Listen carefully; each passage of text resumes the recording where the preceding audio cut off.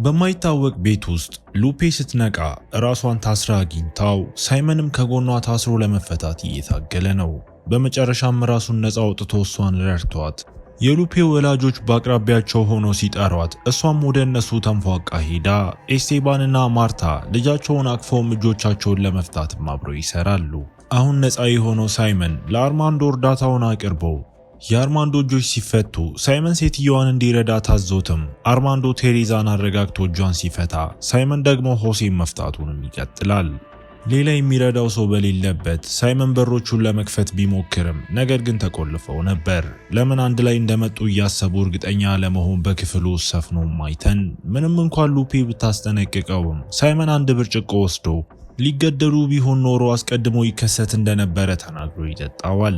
እየተንቀጠቀጠች ያለችው ቴሬዛም አንድ ብርጭቆ ውሃ ጠይቃው ከዚያም ሳይመን ከመታገታቸው በፊት ማንኛውንም ነገር የሚያስታውስ ሰው ካለ ሲጠይቃቸው ቴሬዛ በሆቴል ውስጥ ለበረራዋ እየተዘጋጀች እንደነበረች ነገር ግን ከክፍሏ ስትወጣ ታግታ እንደነበር እናም ወዲያውኑ ራሷን በአንድ መኪና ውስጥ ታስራ እንዳገኘችው ተናግራ ኤስቴባንም ለገንዘብ እንደታገቱ ደምድሞ የታጋቾቹን ጥያቄ መጠበቅ እንዳለባቸው ሐሳብ ያቀርባል።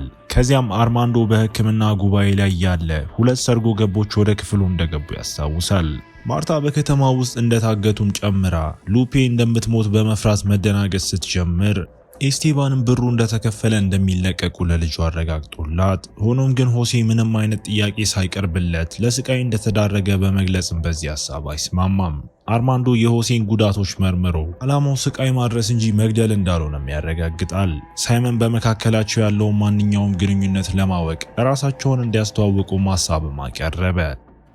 ስለዚህ ሳይመን ራሱን እንደ ፖሊስ ሌተናንት አስተዋውቆ ኤስቴባንና ማርታ የኩባንያዎች ስብስብ ባለቤቶች መሆናቸውን ሲገልጹ ሉፔ ደግሞ ጠበቃ መሆኗን ትናገራለች። አርማንዶ የቀዶ ጥገና ሐኪም መሆኑን ሲገልጽ ቴሬዛ ደግሞ የአውሮፕላን አስተናጋጅ መሆኗን ጠቅሳ በመጨረሻም ሆሴ ጡረተኛ መሆኑን ተናግሮ ሆኖም ግን በክፍሉ ማዶ ካለው ማሽን በሚመጣ መልእክት ስለተቋረጠ ስለ ቀድሞ ስራው ግልጽ ማድረግ አልቻለም። ሳይሞን የጨዋታ አካል መሆናቸውን የሚገልጸውን መልእክት እያነበበ ከዚያም ወዲያውኑ አንድ ድምፅ ደንቦቹንም ያውጃል። እነሱ አንድ ሰው እንዲሞት መምረጥ አለባቸው። የተመረጠው ሰው ሞትን መቀበል አለበት። እናም በመጨረሻ ማንም ሰው በፍቃደኝነት ራሱን ማቅረብም አይፈቀድለትም። ለመወሰን 1 ሰዓት የሚሰጣቸው ሲሆን ካልወሰኑ ግን ሁሉም እንደሚሞቱ አስጠንቅቆ ከዚያም የሰዓት ቆጣሪው መቁጠር ጀመረ።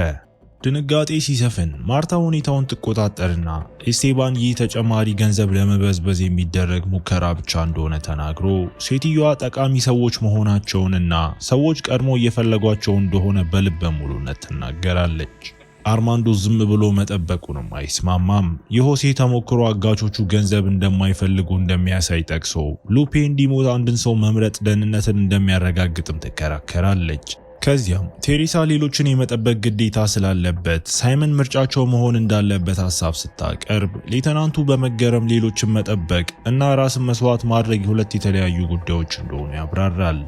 በክርክሩ መካከል ሆሴ ትልቁ እሱ ስለሆነ በፈቃደኝነት መስዋዕት ለመሆን ቀርቦ በእድሜ ትልልቅ የሆኑ ሴቶች ወዲያውኑ ቢቀበሉም ነገር ግን ሉፔ ውሳኔያቸውን ትጸየፋለች። አርማንዶ ይህ አስከፊ ሁኔታ መሆኑን አምኖ ነገር ግን በሆስፒታሎች ውስጥም የሚወስኑት በእድሜ እንደሆነም ይናገራል።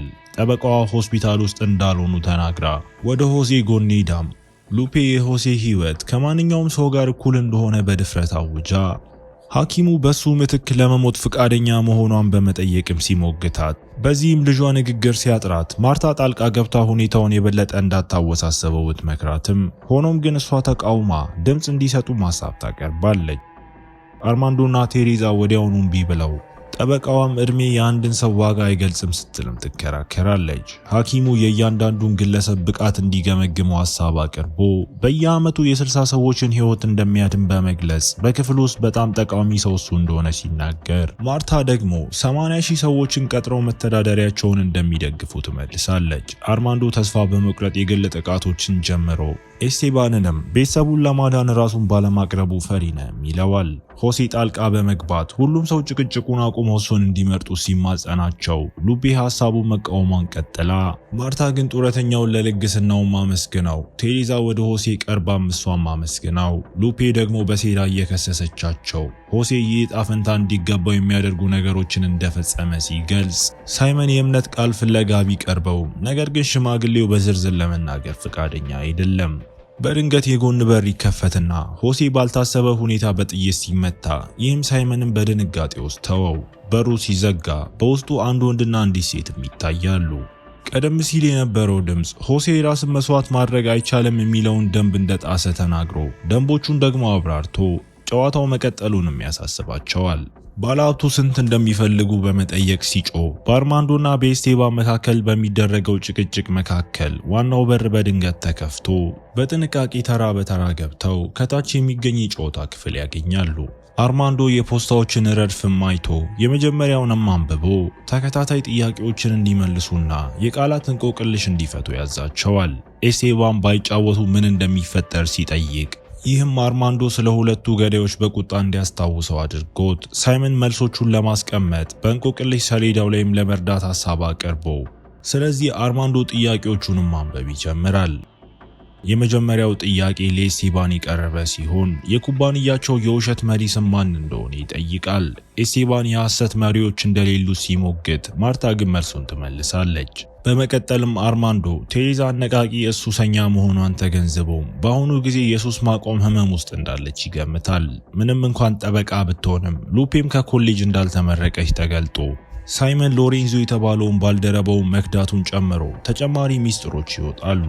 ነገር ግን ሌተናንቱ የሎሬንዞ ሙስና ሪፖርት ማድረጉን ብቻ አብራርቶ ስለ ማርታ እህት ስም ሲጠየቅ ሉፔ እናቷ ብቸኛ ልጅ እንደሆነች ብትናገርም ማርታ ሳትወድ በግድም ኦፌሊያ የሚለውን ስም ስትናገር ይህም ልጇ አክስት እንዳላት ባለማወቋ አስደንቋት ኦፌሊያ ከብዙ ጊዜያት በፊት እንደሞተች በመግለጽም ትንተባተባለች። ጥያቄዎቹ ሲቀጥሉ ስለ ሆሴ ያላቸው መረጃ ጡረተኛ መሆኑ ብቻ ነው። ከዚያም ቴሬሳ ወዲያውኑ የዕፅ አቅራቢዋን ስም ተናግራ ስለ አርማንዶ ደግሞ ጨብጥ እንዳለበትም ይገለጣል። የመጨረሻው ጥያቄ ስለ ኤስቴባን የቅርብ ጊዜ ፍቅረኛ ሲሆን ማርታ ጥያቄውን መልሳ ሉፔ አሌሃንድራ ማን እንደሆነች ስትጠይቅ ማርታ የመጨረሻዋ ጸሐፊው እንደነበረችም ታብራራለች።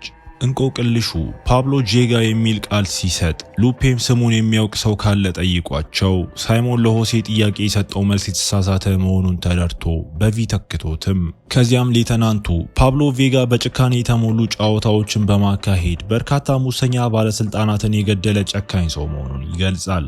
ሳይመን ፓብሎ ሁል ጊዜ ከቁጥጥር እንደሚያመልጥና ፊቱን ለማንም እንደማያሳይም አብራርቶላቸው ከዚያ በኋላ ሳይመን በአንድ ሞቴል ውስጥ ያደረጉትን የመጨረሻ ግንኙነት በማስታወስ በሩን ሰብሮ ሲገቡ ሌተናንቱ አንድ ሰው ወደ ወገቡ ሲዘረጋ አይቶ ፓብሎ መሳሪያ ሊያወጣ እንደሆነ ገምቶ በምላሹ ሌተናንቱ እንደተኮሰ፣ ነገር ግን የመታው ሰው የፓብሎ ሚስት እንደነበር በኋላም እነሱ ሲደርሱ ፓብሎ ቀድሞውንም አምልጦ እንደነበርም አወቁ። የፓብሎን የአሰራር ዘዴ ግምት ውስጥ በማስገባት ሳይመን ለመታገታቸው እሱ ተጠያቂ እንደሆነም እርግጠኛ ይሆናል። በድንገት አርማንዶ ለፓብሎ ይቅርታ በመጠየቅ ጮሆ አንዲት ሴት ወደ ቀዶ ጥገና ጠረጴዛው ስትመጣ ቀድሞውኑም በአሳሳቢ ሁኔታ ላይ እንደነበረች ሲናገር ሉፔ ግራ ተጋብታ ማብራሪያ ስትጠይቅ ሐኪሙ የፓብሎ እናት ፓትሪሺያ በመኪና ተገጭታ እንደነበርና ቀዶ ጥገና ሐኪሟ እሱ እንደነበርም ያብራራል። ሳይታሰብ ቴሬዛ አርማንዶን እየዋሸ ነው በማለት ተጋፍጣው አደጋውን ያስከተለችው እሷ እንደነበረች፣ ነገር ግን ሴትዮዋ ትንሽ ጉዳት ብቻ ስለደረሰባት እሷ በህይወት እንደነበረችም ተሞግታለች። የቴሬዛ የጥፋተኝነት ስሜት በአቅራቢያ ያሉ ሆስፒታሎችን እንድትፈልግ አድርጓት እንደነበር፣ በመጨረሻም ፓትሪሲያን አግኝታት የእግር ስብራት ብቻ እንደደረሰባትም ተነግሯት ነበር።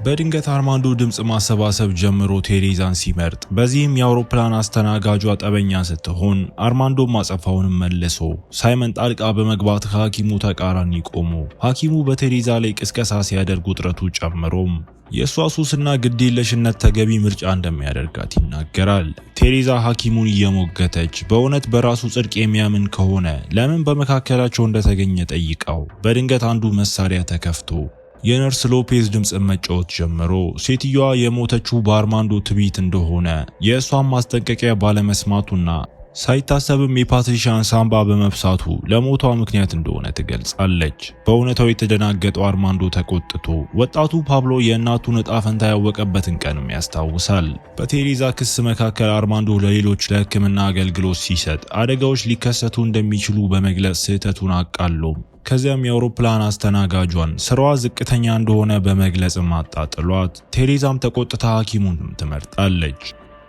ሉፔ አጋቾቹ እነሱ እርስ በእርሳቸው እንዲጋጩ እንደሚፈልጉ ለሁሉም ማስታወሳቸው ኤስቴባን ጣልቃ በመግባት ቤተሰቡ እርስ በእርሱ እንደማይመራረጥ ስለዚህ ሊመረጡ የሚችሉት አርማንዶ፣ ቴሬዛና ሳይመን ብቻ እንደሆኑም ገለጸ።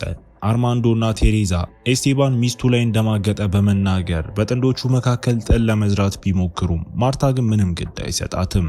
ከዚያም ባለሀብቱ ፓብሎን በጣም የጎዳው ሳይመን እንደሆነ ቢከስም ሌተናንቱም በዚህም አይስማማም። ሁሉም በተወሰነ መንገድ ተጠያቂ እንደሆኑም ተናግሮ ቤተሰቡ ለመታገታቸው ምን እንዳደረጉ ሲጠይቅም ኤስቴባን ቤተሰቡ ምንም እንዳላደረገ በልበ ሙሉነት ይናገራል። ሆኖም ማርታ በአንድ ወቅት አገልጋያቸው የነበረችው ፓትሪሺያ ስታረግዝ ስራ እንደለቀቀች ትገልጻለች። አርማንዶም ባለሀብቱን እሷን እንዳስረገዘ ሲከሰው ሚስቱ ግን ሐሳቡን አጣጥላው ቴሬዛ ቤተሰቡ ስለ እርግዝናው የሆነ ነገር እየደበቀ እንደሆነ ስትገምት ይህም ሉፔ ወላጆቿን እንድትጠይቅ ያደርጋታል።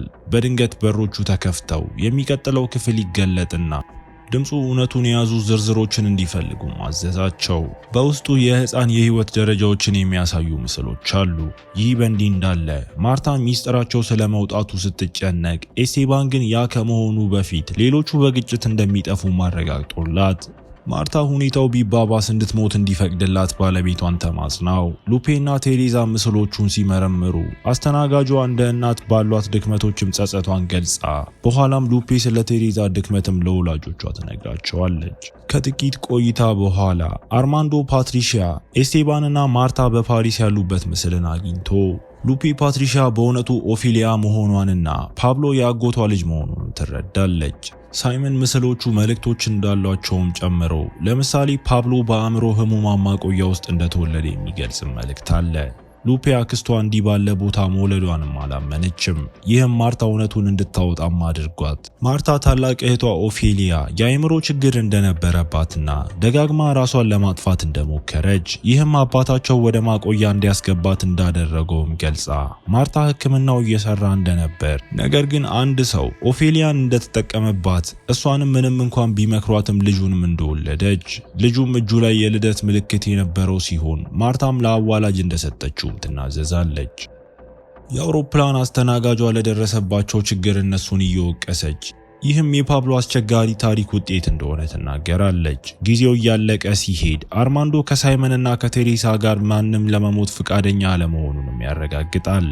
ከዚያም ወደ ኤስቴባን በመዞር ሁሉም አብረው እንደሚሞቱም ነግሯቸው ሆኖም ግን ቤተሰባቸው ሉፔ ማዳን እንደሚችሉ እያወቁ ይጠፋሉ ብሎ አርማንዶ የሉፔ መኖር የፈተናው አካል እንደሆነ ለእሷ ሲሉም ሕይወታቸውን ለመስጠት ፍቃደኛ መሆናቸውን ለመወሰን እንደሆነ ተናግሮ ማርታ የአውሮፕላን አስተናጋጇን ድክመት በመጠቀም ቴሬዛ ከተመረጠች ልጇን እንደምትንከባከብም ቃል ገብታላት ሳይመን ይህ ተንኮል እንደሆነና ልጇ በእርግጥ ገንዘቡን እንደማያገኝ አስጠንቅቋትም በተቃራኒው ኤስቴባንም ከተስማማች ልጇ ዳግመኛ የገንዘብ ችግር እንደማይገጥመውም ለቴሬዛ አረጋገጠላት። ቴሬዛ ገንዘቡ የልጇን ሕይወት እንደሚለውጠው እያነባች ብታምንም ነገር ግን ገንዘብ ልክ እንደነሱ እንደሚያበላሸው ተናግራ ከወላጆቹ አንዱ መሞት እንዳለበት አለበለዚያ ከልጃቸው ጋር ሁሉም እንደሚጠፉ በጽኑ ትገልጻለች። ኤስቴባን ተጠግቶ ለሳይመን ምልክት ሲሰጠው ይህም ሳይመን ለኤስቴባን ድምፅ እንዲሰጥም ያደርጋል። አርማንዶና ቴሬሳ ወዲያውኑም ይከተላሉ። ባለሀብቱ ለመሞት ሲስማማም ማርታ ሁሉንም ኃላፊነት መሸከም ጀምራ እሷ መመረጥ እንዳለባት ትናገራለች። በሉፔ ጩኸት መካከል እናቷም ስንብት ማድረግ ጀምራ ቡድኑ ምርጫቸውን ቀይረውም ሴትዮዋ ቤተሰቦቿ እሷን እንዲመርጡም ታስገድዳቸዋለች። ከዚያ በኋላ ለፓብሎ ዕጣ ፈንታዋን እንደተቀበለችም ጮኻ ተናግራ ለቤተሰቧ ደህንነት እየጸለየች በሰዓት ቆጣሪው ፊት ተንበርክካ ከዚያም ሰዓቱ ቆሞ ሌላ በር ይከፈታል። ቡድኑ በሩን አልፎም በፊታቸው ያለውን ግብዣ እንዲዝናኑበት ተነግሯቸው በቴሬዛ ወንበር ላይ አንድ ዕፅ ያለበት ዕቃ ሲሆን ይህም ይፈትናት ጀምሮ አርማንዶ ሱስ ማቆሙ እሷን ከመግደሉ በፊት እንድትወስደው ሲነግራት እሷ ትንሽ አመንትታ ነገር ግን በመጨረሻ ሕይወቷን ቀድሞ እንደጎዳው በመግለጽም እምቢ ትላለች። አርማንዶና ሳይመን መብላት ሲጀምሩ ቴሬዛ ግን እንዴት የምግብ ፍላጎት እንዳላቸው ሊገባት አልቻለም። ሉፔ ማርታ ይቅርታ ስለተደረገላት ማንም እንዳልሞተ በደስታ ተናግራ ቴሬዛ የቆመውን ሰዓት እያየች ሁሉም ይቅርታ እንደተደረገላቸውም ተስፋ ታደርጋለች። ሉፔ ሆሴን ስታስታውሳቸው ሳይመን ደግሞ ሆሴ የፓብሎ አባትና ኦፊሊያን የተጠቀመባት ሰው ሊሆን እንደሚችል ይገምታል። ስጋ ሊወስድ ሲልም ሳይመን በድንገት ራሱን ቆርጦ አርማንዶ በውስጡ የተደበቀ ቢላዋም አግኝቶ በላዩ ላይ ጉዳዩን በራሳቸው እጅ እንዲፈቱት የሚያዝ መልእክት አለበት። በድንገት የሰዓት ቆጣሪው እንደገና መቁጠር ጀምሮ የአርማንዶ ዓላማ ግልጽ ሆኖም ሁሉም ወደ ኋላ አፈግፍገው ሐኪሙ የማርታን ስምምነት አስታውሷቸው ያለ ስቃይ እንደሚያደርገውም ቃል ገብቶ ወደፊት ሲወረወር፣ ነገር ግን ኤስቴባን ጥቃቱን በማስቆም ሁለቱ እየታገሉ ባለሀብቱ በአቅራቢያ ያለ ብርጭቆ ወስዶ አርማንዶን መቶት ይህም ኤስቴባን እንዲያሸንፈውና ቢላውን ወደ ሐኪሙ እንዲመልሰው አስቻለው። አርማንዶ እየሞተ እያለ ቴሬዛ ከጨዋታው እንዲያወጣቸው ተማጽነው ለመስዋዕትነት እንዲመረጥም ድምጽ ሰጥታ ከዚያም ሳይመንና ሌሎቹም ይከተላሉ። ሐኪሙ ለመሞት ተስማምቶ ጊዜ እያለቀ መሆኑን ተረድቶ ኤስቴባን ስራውን እንዲጨርስም ይጠራዋል። ራሱን ካዘጋጀ በኋላ አርማንዶም ልክ እንደ ፓትሪሺያ በተበሳ ሳምባም ይሞታል። በመጨረሻው ሰከንድ ሰዓቱ ቆሞን በሮቹ ተከፍተው ሳይመን ቢላውን ወስዶ ቴሬዛ ለአርማንዶ አስክሬንም ይቅርታ ጠይቃ እነሱ ከመውጣታቸው በፊት መጾቹን ይዛ ቡድኑ ወደ ላይ ሲወጣ የፓብሎ ሁለት ገዳዮች እንዲከተሏቸውም ተልከው ብዙም ሳይቆይ ውጪ ባለው ሜዝ ውስጥ ራሳቸውን ያገኛሉ። ኤስቴባን ቤተሰቡን በሌላ መንገድ ሲመራቸው ሉፔ ግን አንድ ላይ እንዲቆዩ መክረው እነሱ ሲዞሩ ከገዳዮቹ ጋርም ይገናኛሉ። የተኩስ ድምጽ ይሰማና ቴሬዛ ፈርታ ብቻዋን ሮጣ መጨረሻም የሚዙን ግልጽ እይታ የሚያሳይ ከፍ ያለ ቦታም አግኝታ ነገር ግን የሱስ ማቆሙን ለማስታገስ እጹን ለመውሰድ ስትሞክርም ይወድቅባታል። እንደ ዕድል ሆኖ ይህ በአንዱ ገዳይ እንዳትታይም አድርጓት በመጨረሻም እጹን ወስዳ ይህ በእንዲህ እንዳለ ቤተሰቡ በወንዱ እየታደኑ ሲሆን ነገር ግን ሊያመልጡት ችለው ሉፔ ትንሽ መግቢያ ቀዳዳ አግኝታ ሜዙን ለማለፍም ይጠቀሙበታል። በሌላ ቦታ ቴሬዛ መውጫውን አይታ ወደሱ ብትሮጥም ሆኖም ግን ወደ ውጭ እንደደረሰች አንድ የጭነት መኪና ገጭቷት በስቃይ ተኝታ እያለ አንድ የሚያውቁት ሰውም ወደሷም ይቀርባል። ይህን ሁሉ ጊዜ ሳይመን ፓብሎ ቬጋ እንደነበርም ትረዳለች። ቴሬዛ ከልጇ ጋር እንድትገናኝ ብትማጸነውም ነገር ግን ሳይመን ልክ እሷ በእናቱ ላይ እንዳደረገችው ወደ መኪናው ተመልሶ እየነዳ ይሄዳል። ከቤተ ሙከራው ውጪ ቤተሰቡ በባህር ዳርቻ ላይ የቆመች ጀልባ አግኝተው ወደ እሷ ዋኝተው ለመጓዝ ሲዘጋጁ ሳይመን ደርሶ እንዲጠብቁትም ተማጽኗቸው ሉፔ አባቷን አስቁማው ማርታ ደግሞ ሳይሞንን ረድታው ሌተናንቱ ጃኬቱን ሲያወልቅ ማርታም የልደት ምልክቱን ታያለች። በድንገት ሳይመን ሁለት ጠመንጃዎችን አውጥቶ ጥንዶቹን ከፊቱ አስቁሟቸው ሉፔ ደግሞ ከጎኑ ሆና ራሽያን ሩሌት ጨዋታ እንደሚጫወቱም ይናገራል። በተጨማሪም ካልተባበሩ ልጃቸው እንደምትመታ አስጠንቅቋቸው ከዚያም ሽጉጡን ለማርታ ሰጥቶ የኤስቴባን ራስ ላይ እንድታነጣጠር ቢያዛትም ሆኖም ግን እሷ አልቻለችም። እሷን ለማስገደር ሲሞክር አሌሃንድራ ጸሐፊ ሳትሆን የሉፔ የትምህርት ቤት ጓደኛ እንደነበረች ይገልጻል። ኤስቴባን ሲክድም ነገር ግን ፓብሎ ተጨማሪ የተታለሉ የልጁን የክፍል ጓደኞች ስም ዘርዝሮ ሽጉጡን ወደ እነሱ እየደቀነ ሳይመን ወይም ፓብሎ ቀጣዩ የሰውየው ተጎጂ ማን እንደሆነች እንዲገምቱ ጠይቋቸው እነሱ ዝም ሲሉ የገዛ ልጃቸው መሆኗንም ይገልጻል። ማርታ ይህንን ማመን አትፈልግም። ነገር ግን ሉፔ እውነቱንም አረጋግጣላት ማርታ ይህንን ብሰማም አሁንም መተኮስ ሳትችል ቀርታ ስለዚህ ሳይመን ሽጉጡ ወስዶ ለኤስቴባን ሰጥቶት በሚስቱ ላይ እንዲያነጣጥርም ሲነግረው ባለሀብቱ ይቅርታ ጠይቆ ምንም ሳያመነታ ወዲያውኑ ቃታውን የሳበ ሲሆን ሳይመንም ሽጉጡ ቀላዋ እንዳልተጫነበትም በእርካታ ይገልጻል። ኤስቴባን ርህራሄ ስለሌለው ለሱ ቃታውን መሳብ ቀላል እንደሆነ ለማርታ ነግሯት በሩቅ ሁለቱ ገዳዮች ሲደርሱም ሉፔ ሁሉም ነገር በቁጥጥር ስር መሆኑን በምልክት ነግራቸው ከዚያም ሉፔ ይህ ሁሉ ጊዜ በአባቷ እየተሰቃየች እንደነበረችም ትገልጻለች። ማርታ የባሏ ግንኙነት ሁሉ በስምምነት የተደረጉ እንደነበሩ በመናገር ጣልቃ ስትገባ ልጇ ሽጉጡን ወደ ኤስቴባን አዙራ ሴቶቹ ስምምነት ለመስጠትም በጣም ሕፃናት እንደነበሩ በመናገር ትጮኻለች። እንዲሁም ከአባቷ የሚመጣውን መጥፎ እይታና ያልተፈለገ ትንኮሳ በቁጣ እያስታወሰች ሉፔ ትኩረቷን ወደ እናቷ አድርጋም እናቷ እውነቱን እያወቀች እንዳላየች በማለፏ ከሳት። በሳይመን ግፊትም ቢሆን ሉፔ ቃታውን መሳብ አልቻለችም። ስለዚህ ሳይመን ጉዳዩን በራሱ እጅ በመወጣትም ኤስቴባንን ገደለው። ከዚያ በኋላ ሳይመን አክስቱን በመጋፈጥ ደም ሲል የበለጠ ርህራሄ ብታሳይ ኖሮ ሁሉም ነገር የተለየ ሊሆን እንደሚችል በመናገርም ይጸጸታል። ስለ ማርታ ደግሞ እጣ ፈንታዋ ኦፌሊያ በአይምሮ ማቆያ ውስጥ የደረሰባትን ስቃይ የሚያንጸባርቅ ሆኖም በመጨረሻ ፓብሎም ለደረሰበት ስቃይ ሁሉም ሰው ተመሳሳይ ውጤት እንዲጋፈጡ በማድረግ በቀሉን ተወጥቶም እያሳየን ፊልሙ እዚህ ጋር ይጠናቀቃል። እስከ መጨረሻው አብራችሁኝ ስለነበራችሁ አመሰግናለሁ። በቀጣይ ቪዲዮ እስክንገናኝ መልካም ጊዜ